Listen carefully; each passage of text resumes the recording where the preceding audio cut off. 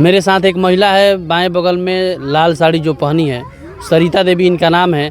और इनके पति जो है दूसरा शादी कर लिए हैं और इनके जो है कि सौतन ला दिए हैं और काफ़ी दुख में हैं, दुख परिस्थितियों में झेल रही हैं अपने आप को।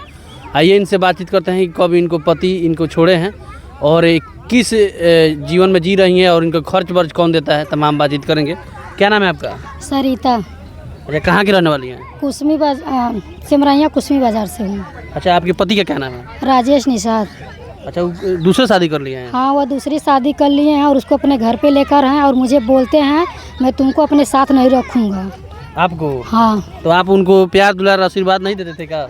नहीं, मेरे साथ सब कुछ, शादी ब्याह सब कुछ हुआ, मेरे 2 बच्चे हुए, मतलब बहुत लोग मारते गरियाते थे। और मेरी जेठानी मुझको सबसे ज़्यादा मेरी जेठानी टॉर्चर करती थी। और मेरे जो भसुर हैं बड़े वाले, वही मतलब हर एक चीज़ से दबाव डालते थे और बचा लो हम लोग को, हम लोग तुमको अपने घर रखेंगे। लेकिन वो लोग मुझे अपने घर नहीं रखे और मुझे 2-4 दिन के बाद घर से। शादी उनके मन से नहीं हुआ था का? नहीं, शादी उनके मन से ही हुआ था। हम लोग 8 महीने तक बातचीत भी किए थे और 8 महीने बातचीत हुआ था। उसके बाद से मेरी शादी 2017 में हुआ था। अच्छा। 22 तारीख को 2017 में हमारी शादी हुई थी। अच्छा, इस चीज़ को लेकर के आपने नज़दीकी थाना में थानाध्यक्ष को यह आवेदन दिया था कि नहीं? जी नहीं, मैं पूरा मतलब थाने से रिपोर्ट वगैरह सब कुछ करवाई थी। कचहरी तक मैं गई हूँ, मुख्यमंत्री तक भी मैं गई हूँ। चारों तरफ से मतलब मैं केस मुकदमा सब कुछ करके हार गई हूँ। मुझे कहीं से इंसाफ नहीं मिला। मेरा पति सीधा कहता है मैं तुझको नहीं रखूँगा। अब मेरा जितना भी सारा सामान है मेरा पति बोलता है तुम नहीं लाई हो, सारा जो मेरी दूसरी बीवी आई वो लेकर आई है। अच्छा। हाँ, मैं तुझे कुछ नहीं दूंगा। अच्छा, आपने योगी जी के पास भी जाकर के उनके पास लौट कर चली आई हैं? जी, मैं योगी जी के पास 3-4 बार जा चुकी हूँ। वहाँ से मुझे कोई भी सुनवाई नहीं हुआ है। मुझे थाने बुलाया जाता है, थाने बुला करके बैठाया जाता है और फिर उसको बुलाया जाता है। हम उसको बुलाने में मतलब बहुत ज़्यादा समय लगता है और मैं वहीं पर रह जाती हूँ, तब मुझको फिर घर भेज दिया जाता है। अच्छा। हाँ। ऐसे कैसे झेलती हैं अपने आप को? कब से ऐसा हो रहा है आपको? मुझे 3 साल हो गया झेलते और मैं बहुत दुख में हूँ क्योंकि मेरा कहीं से सपोर्ट नहीं मिल रहा है। मेरे पिताजी हैं, बूढ़े हो गए हैं, उनका भी कल से ही बहुत ज़्यादा तबीयत ख़राब है। वही मेरा खर्चा चलाते हैं और मैं यही सोच रही हूँ मेरा खर्चा कैसे चलेगा। सोचिए कि जब माता पिता बेटी का जब कन्यादान कर देते हैं तो कहीं ना कहीं वो निफिक्र रहते हैं और निसंकोच रहते हैं कि हमें जिम्मेदारी नाम का चीज़ जब था वो ख़त्म हो गया। लेकिन वो जिम्मेदारी शादी होने के बाद भी अगर बेटी के पिता अगर उठाए और माँ उठाए तो कहीं ना कहीं कष्टदायक है। और ये महिला दर बदर एकदम भटक रही है, लेकिन कहीं से कोई सुनने वाला नहीं है इनकी व्यथा को। अच्छा, तो कैसे चल पाता है खर्ची बर्चा आपका? कौन मेरे चलाता है? पिताजी ठेला चलाते हैं, वही ठेला चला करके मेरा खर्चा चलाते हैं और कल से उनका भी बहुत ज़्यादा तबीयत ख़राब है और मैं इसके आगे अब क्या बताऊँ मेरा खर्चा कैसे चलेगा। अच्छा, तो आपकी सौतन है वो आप ही की कास्ट की कि दूसरी कास्ट? मेरी सौतन मेरे ही कास्ट की है कि पता नहीं किस कास्ट की है, मुझे नहीं मालूम है। क्योंकि बस मुझे इतना ही मालूम है उसका नाम रिंजा है और मैं उसको बहुत मना की थी शादी मत करो, लेकिन वो ज़बरदस्ती आई है मेरे घर। अच्छा। मुझे अब सीधा वो मुझे गाली देती है फ़ोन करके कि तू कुछ नहीं सामान लाई हो, सब सामान मेरा है। मुझे खुद मेरे सारे सामान पे राज कर रही है और मुझे खुद गाली देती है। मेरा पति भी गाली दिलवाता है। कहीं आपको बच्चा नहीं हुआ जिसके चलते दूसरा शादी कर? नहीं, ऐसी बात नहीं है। मेरे 2 बच्चियाँ हुई थी, दोनों बच्चियाँ उन्हीं लोग की वजह से एक्सपायर हो गए। मेरे बच्चे को दवाई नहीं करवाएं। अच्छा। क्योंकि डॉक्टर बोला था जब तक बच्ची 10 महीने तक पेट में है, पेट में ही बच्चों का 10 महीने तक दवा होगा, 10 महीने के बाद दवा बंद हो जाएगा। लेकिन मेरी जेठान जो बड़ी वाली है वो दवा नहीं कराने दी क्योंकि अच्छा। उसी का चलता था, उसी का आज भी चलता है। वही मुझे घर में अपने नहीं रहने दे रही है।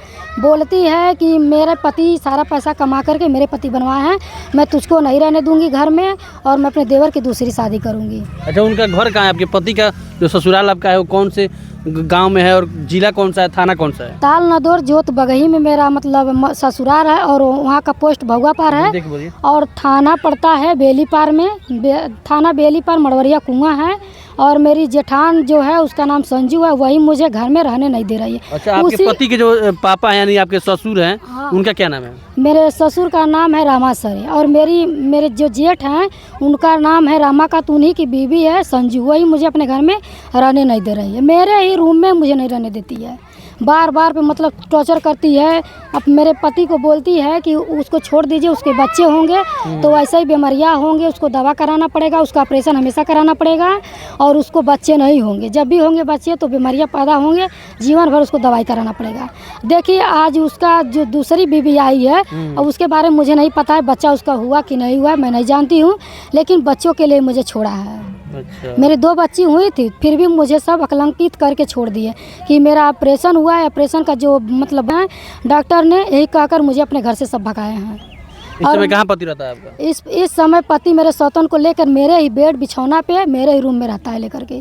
आपके जो पिताजी पलंग दिए थे उसी पलंग पर रहते उसी पलंग पे रहता है और बोलता है तेरा कुछ भी नहीं, सब मेरी ये दूसरी बीवी लाई है। हैं? अच्छा, पुराना वाला जब बात याद आता है शादी की, जब बात जो दिन आपने उनके साथ गुजारे थे और अभी के समय में कैसा लगता है? मुझे बहुत दुख होता है। दुख होता है कि मैं अब क्या बताऊं आप लोगों से। यही दुख होता है कि मैं अपने आप को ख़त्म कर लूं या कानून अंधा है या कोर्ट कचहरी अंधा है कि मेरा साथ नहीं दे रहा है। कहीं भी जाती हूँ तो मुझसे यही होता है कि ये कुरूप नहीं है, कुरूप गलत है, ऐसे वैसे कह करके टाल दिया जाता है। और यहाँ तक कि मैं वीडियो कॉल से उसका फ़ोटो वगैरह हर एक चीज़ मैं रखी हूँ।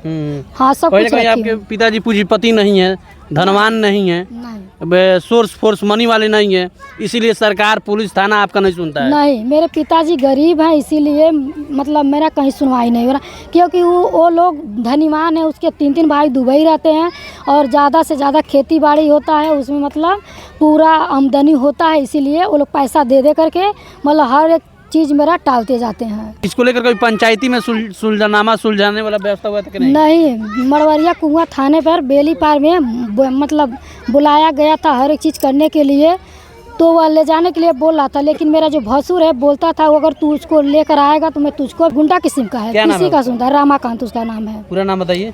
रामाकांत निषाद नाम है उसका। रामाकांत निषाद। हाँ, तालना दौर जोत बागही का रहने वाला है। अच्छा, सुने में है कि अब 1 महीना से अगर कहीं से व्यवस्था नहीं लग पा रहा है तो आप वीडियो बनाना स्टार्ट किए हैं? हाँ, मुझे अभी कोई कहा कि तुम वीडियो बनाओ, वीडियो पे अगर तुम वायरल हो जाओगी तो तुम्हारा भाई चैनल मोनेटाइज हो जाएगा तो पैसा आएगा। तो मैं 1 महीने से वीडियो बना रही हूँ, उसके लिए भी मेरे घर वाले। चैनल का आपका? मेरे चैनल का नाम है सरिता ऑफिशियल यूपी 53। फेसबुक डिलीट कर दी हूँ और मेरा फेसबुक मैं ही नहीं डिलीट की हूँ, वही डिलीट किए थे। मुझे बोले थे मैं आ रहा हूँ तुमको ले चलूँगा घर पर, लेके नहीं गए, मुझको बुलाएं, बस मुझे गाली गलौज करके मुझे मतलब मेरा मोबाइल छीन करके सारा कुछ डिलीट करके मुझे भगा दिए।